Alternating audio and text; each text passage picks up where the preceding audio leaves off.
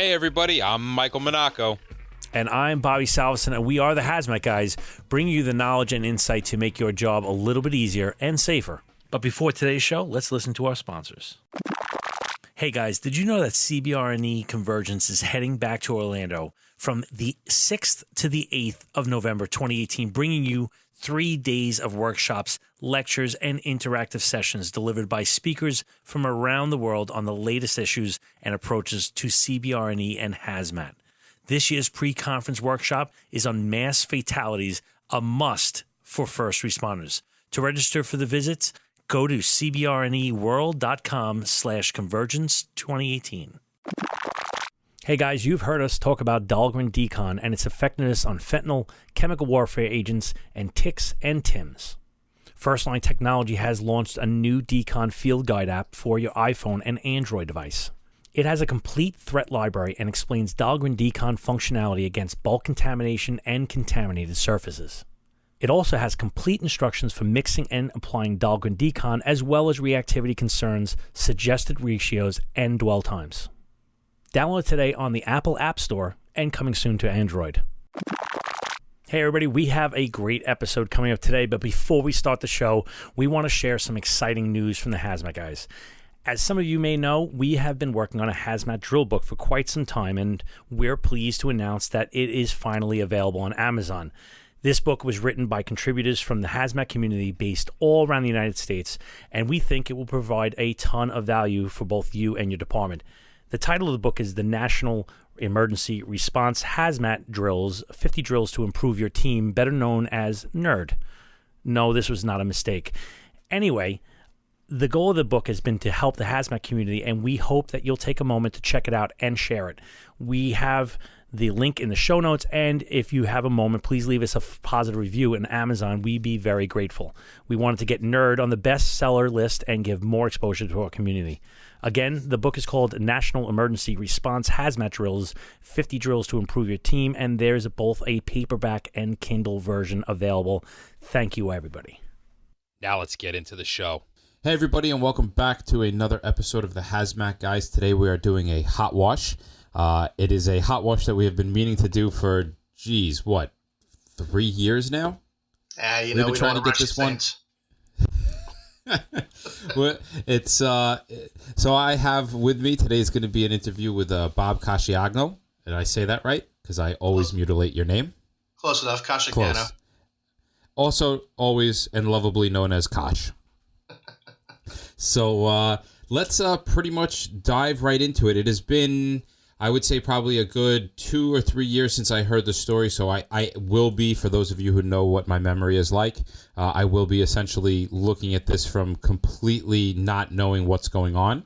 And so Bob's going to kind of walk us through, and I will ask whatever questions to ask whatever questions. So, Bob, why don't you give us a quick little background on yourself? Well, thank you, Michael. As Mike said, my name is Bob Casiagno. I'm a Hazmat Lieutenant with the City of Orlando Fire Department. Fortunately for me, retiring very, very soon. But I've been in the fire service almost 29 years, 20 plus of that involved with hazardous materials, and I instruct around the country. You got something else just popped up, right? Well, yes. Thank you for giving me a cheap plug. Just started a new venture, Hazmat 101 Consultants, going from anywhere from basic hazmat to advanced hazmat, site surveys, or whatever you need. So you can check us out at hazmat101consultants.com. And if you need any more information, send me an email. Excellent. Now, I love this story that Bob is about to tell, mainly because I guarantee you that nobody else in the world has dealt with this substance in this way. So it is a very cool run in regards of, you always have to be thinking outside the box because you never really know what you're going to run into. Am I spot on with that? Very spot on. Very spot on. All right. So why don't you walk us through the beginning of what happened? Well, just to give everybody a real quick Reader's Digest version of our hazmat team. Our hazmat team for City of Orlando consists of an engine company with 4 guys, which is the main hazmat group, if you will, with one driver of the hazmat unit. And then of the 7 truck companies, 3 of which are hazmat truck companies. So that is essentially our hazmat team. So at that particular time, I was the hazmat shift lieutenant assigned to Engine 101 downtown. And we also have a first due area to cover like a regular engine company. Fortunately for me, or unfortunately, depending on how you want to look at it, it was my first shift back after being gone for a month with a back injury. And we were eating lunch and we heard this little rumble. Within, I don't know, probably 60 seconds to a minute, the tones went off for a building explosion. This is lunchtime, weekday, middle of downtown Orlando with the high rises. And the address was kind of unique because we know our area pretty well from pre-planning it, and we knew some of the other entities that were around it. And we'll just leave it at that for obvious reasons you'll see shortly. So we sent a first alarm to a building explosion. We went to the dispatch address, and we didn't see anything.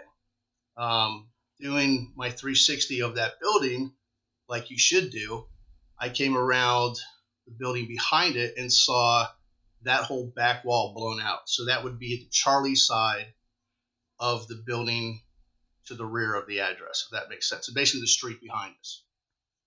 When I walked back there... Was the building an exposure, or was it just literally the building across the street? It was was it close enough to impact? No. It was the building behind it had a parking lot between the two, so it didn't impact the dispatched address at all. But like I said, going around to that back parking lot, that's when we saw the building behind with the wall blown out. And the construction of this is, I don't know if some people are familiar with terracotta tile, but basically in the 20s and 30s, there are a lot of buildings that were use this instead of cylinder blocks like you would use today. So kind of fragile. So it blew out that whole back wall. Like I said, thinking with the hazmat part of me, looks just like a natural gas explosion. I mean, everything I've ever seen, read on, what have you. We've tried to do inspections on this building for years and could never get into it for whatever reason, always locked. And when we walked around the building, we finally were able to meet up with the owner, who stated nobody was in there. So mind you, we had a whole first alarm here, which is for this incident was 3 engines, 2 trucks, a heavy rescue, hazmat. And because the word explosion happened, our bomb team, which is actually part of our fire department, we're one of the few fire departments that have a bomb squad as well. Some of the other things in consideration for us was Amtrak and CSX rail line was right next door to this building, like within 30 feet. And then a major highway, Interstate 4, was about another 50 feet away. So we had a lot of things going on. And as I mentioned before, there were other businesses or buildings with entities in there that could make it think it might have been a terrorist-related event. So we had a lot of things, or at least I did, running through my head. At this point, we went around on the side alpha of the building, met with the occupant, and he said he worked with an experimental gas. And the experimental gas was called carbohydrolium. Never heard of it, didn't know anything about it. And he makes... Now, this experimental gas that is carbohydrolium, is this, I mean, looking back on it, or even doing the research, was this a gas that he named as well as experimenting with, or was this a known gas that he was experimenting with? To my understanding of it at the time, and I haven't been able to get anything different thus far, was something that he and his scientist, and I use that term loosely, came up with. They literally handed me a MSDS sheet that they made written on it looked like an old napkin, for lack of a better term. Yeah, it was good times. So Denny's? Was it a Denny's napkin? Because those are great napkins. It was not. It was not. I think it was a Hazmat Guys napkin, actually, or something. Ooh. Yeah. Yes. Getting out there. But at any rate, what he had told us was it was a non-flammable gas. And I'm like, okay, well, what were you doing? And he said that he uses this for cooking, and he uses it for he actually hooked it up to his grill to use it to cook steaks and uses it as a torch to cut metal. And I'm thinking, well, then it's a flammable gas. Kind of common sense there. Yeah. Yeah. Not. But what got us? Yeah. Unless what would actually. Yeah. So how else is it going to work? He told us that there were 13 other bottles in this building. This building inside had heavy timber in places, and it actually had a basement, which, people think Florida, there's no basements. We, believe it or not, we do have some. So he confirmed that there was nobody in there, so we did not have a life hazard. Even though as we went in to check the structural stability to see if we can locate the other bottles, he said he thought half were full, half were empty. As we were just doing a real quick primary search of the building, he said, oh, by the way, I've had 4 other failures, but very small leaks. So failures meaning like it literally just a leak in the system, or failure is in like he had explosions that nobody reported? He described them as pinhole leaks from the cylinders or the valving. So to me, that sounded like an incompatible material in a cylinder. So yeah, absolutely. Yeah. So what we did is we just did a real quick check. And like I said, we looked for, in the beginning, natural gas. All the signs were of a natural gas. We did an article in Fire Engineering about it. You could look at some of the pictures and just type in, experimental gas, and it should pop up. But at any rate, we searched for that gas lines, and there weren't any. And it wasn't until 20, 30 minutes into this looking for gas that he showed up and said, no, it's this. So then we kind of stepped back, slowed everything way down because we knew we didn't have a life hazard, and said, okay, what's our game plan going to be? So when you were doing your initial search and you're looking for the gas lines, did the search come across the other cylinders? Like, were they in play when you guys were doing the search, or was it kind of something that was, hey, these are over here, they're out of the way, they're not actually in play? What did you see during that initial search? When we walked in, we had a business. The building description is basically like a warehouse. So you walk in, you have a very small office, and then it opens up into a warehouse. That warehouse was destroyed. There was ceiling tiles hanging down. There was insulation hanging down. There was debris everywhere. We couldn't get too far in. We did see off in a distance a couple cylinders. We went in with our meters just to make sure we didn't have any readings, which we didn't. We were wearing SCBA, full turnout gear, the whole 9 yards, and we got no readings. Everything was fine. So we backed out. We said, okay, we need to think of a different way to handle this. With the big hole in the back, him telling us that this wasn't a flammable gas, but obviously we knew we had some kind of flammability to it because he said he used it as a torch in a cooking method. And with the chance of explosion, everybody started saying, well, what can we do to minimize the risk? Well, one suggestion was to have our bomb robot go in there and locate these bottles and vent them. Well, that wasn't going to work.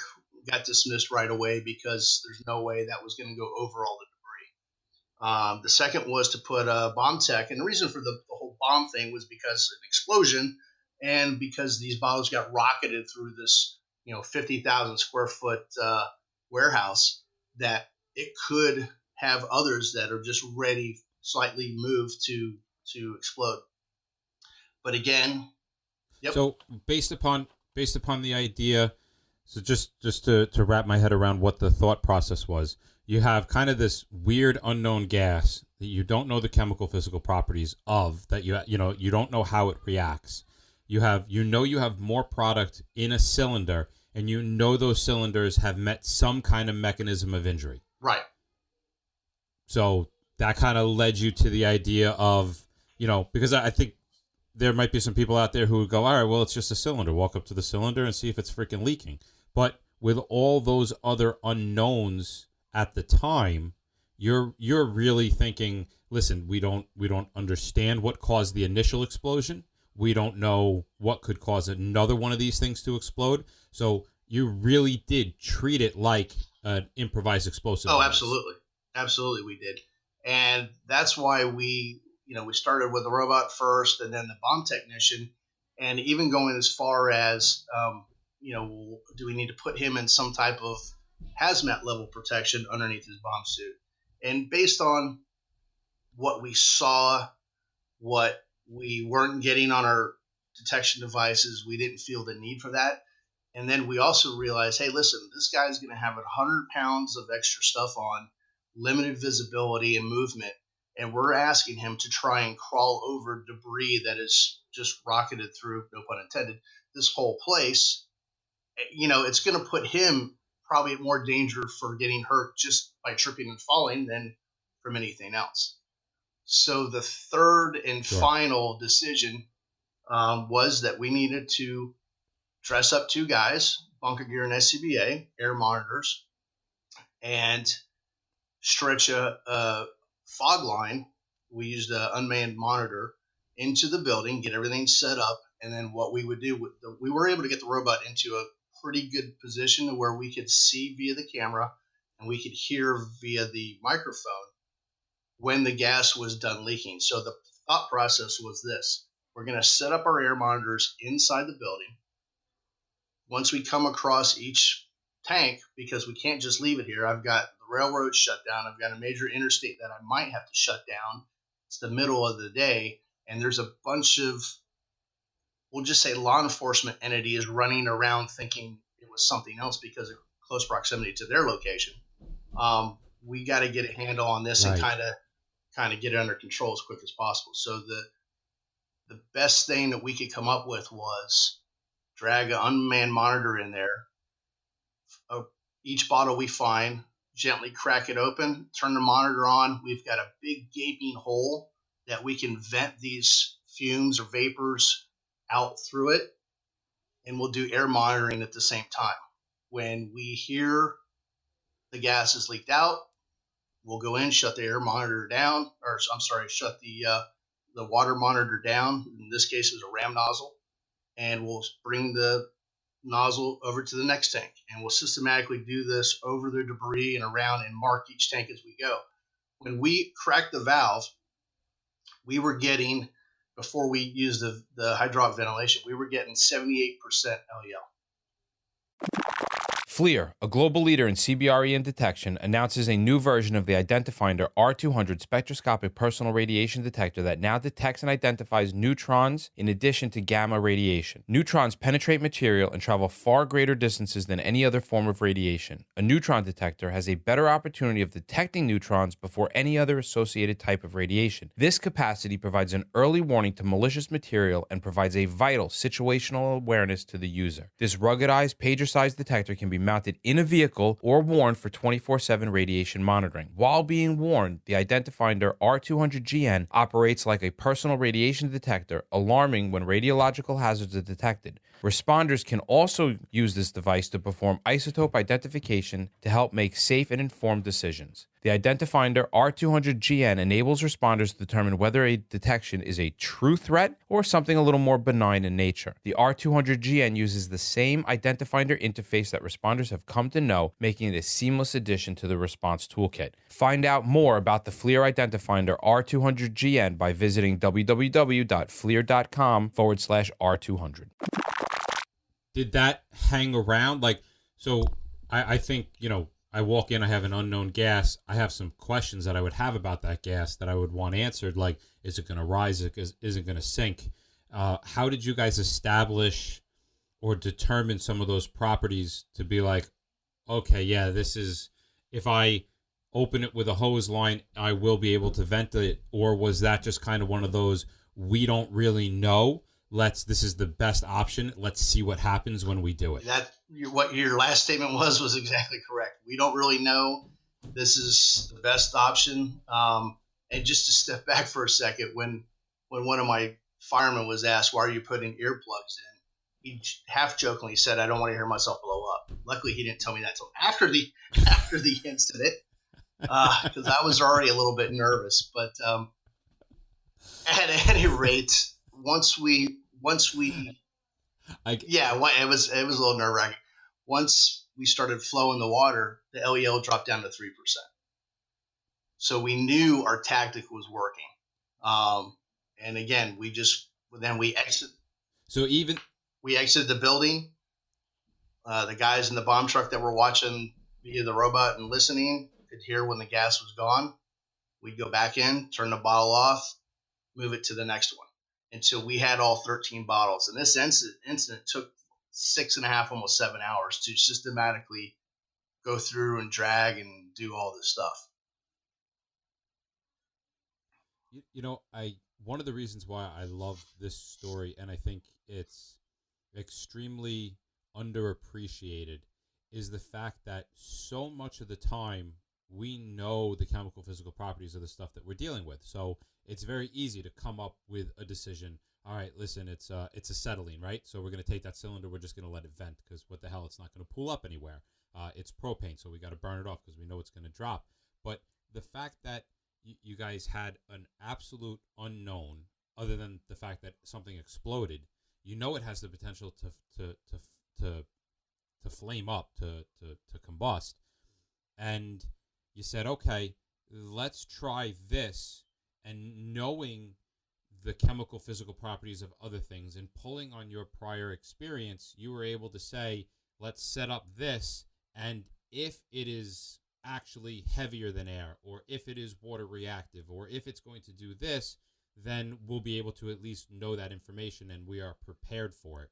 And I think with all the amount of unknowns that we end up going to on a fairly regular basis, the idea that you almost back engineered what to do by testing the chemical physical properties is a pretty astounding feat.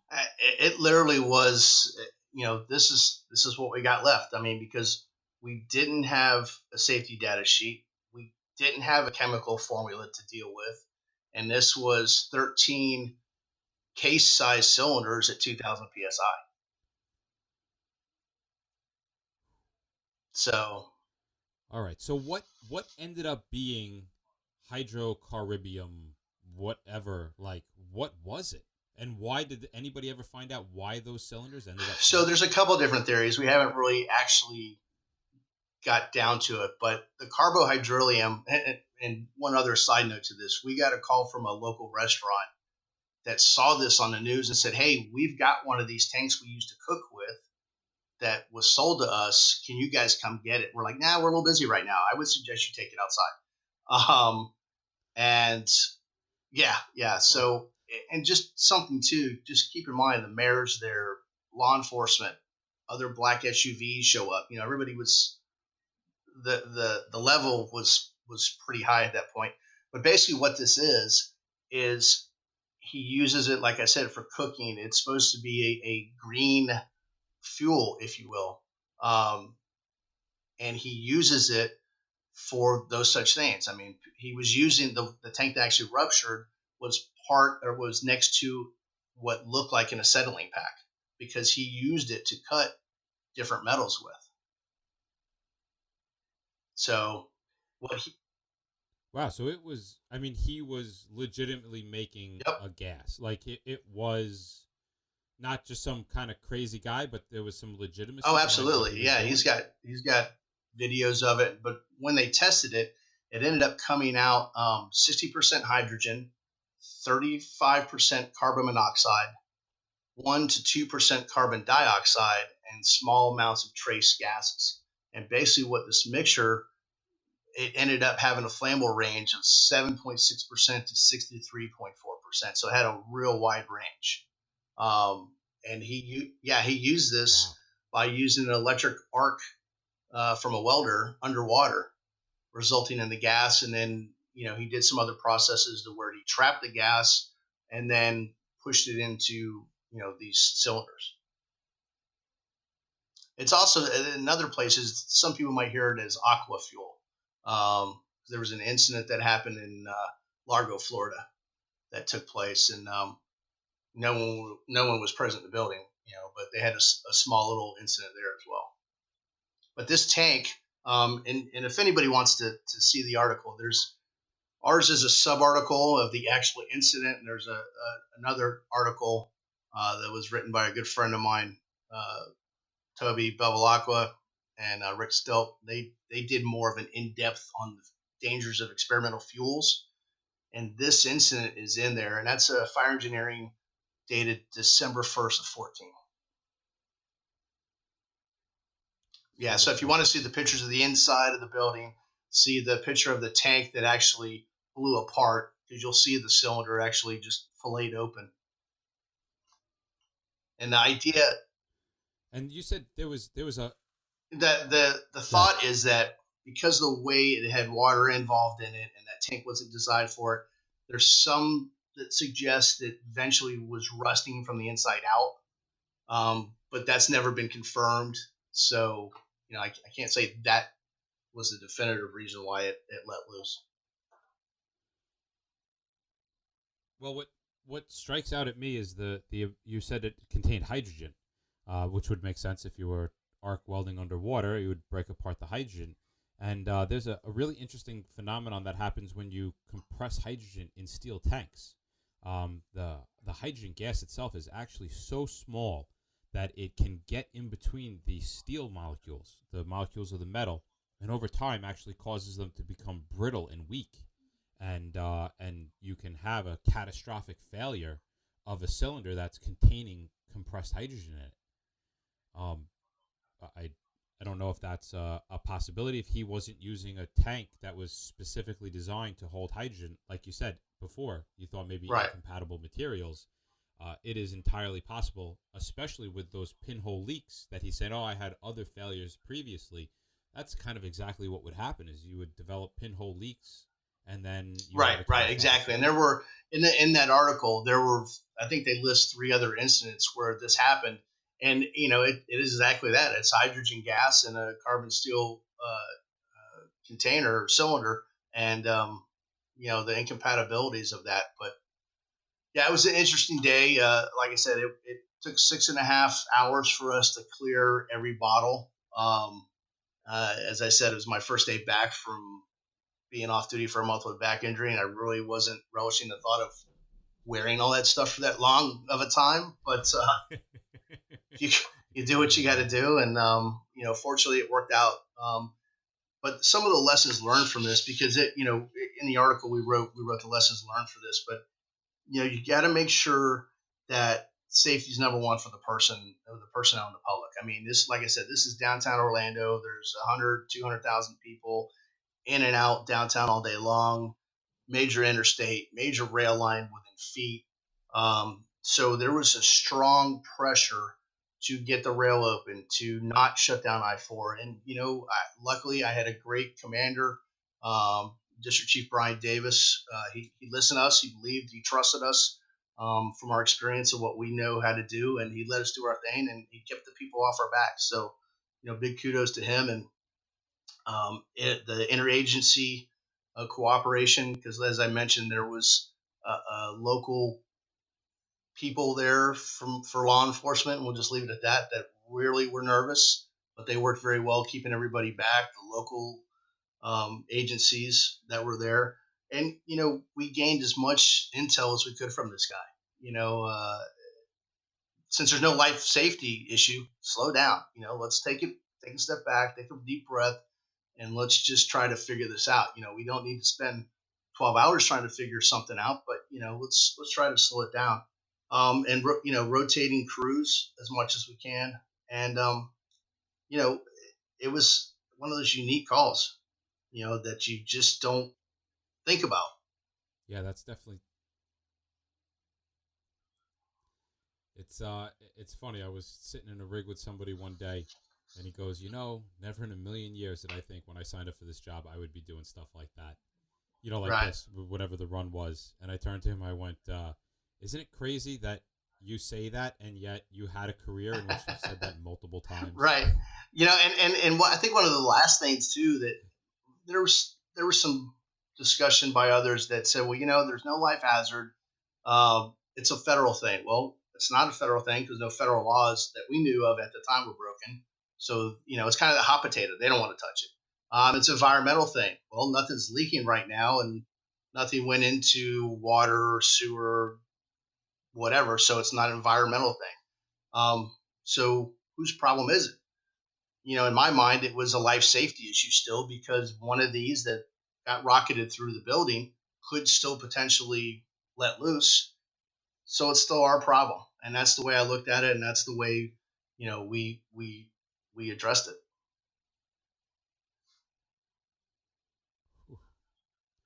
Yeah, I would definitely venture to say it still landed on your plate with not knowing what's going on with these cylinders or anything like that. I would agree. It was a great learning experience. In my career in hazmat, it's probably one of the biggest unknown calls I've ever gone to. Well, not biggest. It is the unknown call that I've never had. And it made you think. It really, it's not just computers and phones anymore. You still got to do some gazintas into your head and, rely on everybody's experience, not just mine, but I had a great team of people around me that were chiming in and making sense. And, we put our heads together and, came up with our plan, executed it, and it all worked out pretty good. Yep. Got it done. All right, very cool. Well, thank you so much for sharing your story and audio archiving your run, and hopefully further generations can learn from your experience. I would say maybe they could learn something from the failure of the day, but I got to be honest with you, sitting listening to this whole run, it sounds like everything went as picture perfect as possible, barring the circumstances. So, if you're going to sit here and take away anything, just think about what they did, and if you're ever in that situation, just kind of remember to backtrace your chemical physical properties and work with what you got and see what happens. Bob, thank you so much. Where can somebody get a hold of you if they wanted to reach out to Thanks, Mike. And thanks for the opportunity for doing this and sharing the information. I love what you guys do on the Hazmat Guys, and it's great to get that information shared out. You can get me at hzmtlt@gmail.com or Bob at hazmat101consultants.com. Sounds good. Thank you. Bob, thank you so much. If you have a moment, please head over to iTunes and leave us a positive review. And don't forget to check out the book, National Emergency Response Hazmat Drills, or NERD, on Amazon. Well, that wraps up another episode of the Hazmat Guys. You can find us on Facebook, Twitter, and our YouTube channel at the Hazmat Guys. And take a moment to call our comment hotline at 843-628-1484 and go to www.thehazmatguys.com and sign up for the newsletter. We seriously look forward to your feedback about any of the information provided, and we also want to hear about interesting incidents that you were a part of. So you can send us a note at feedback@thehazmatguys.com. And remember, any of the information that you share with us, if we put it on air, can always remain anonymous. Remember, guys, don't just get on the job. Get into the job.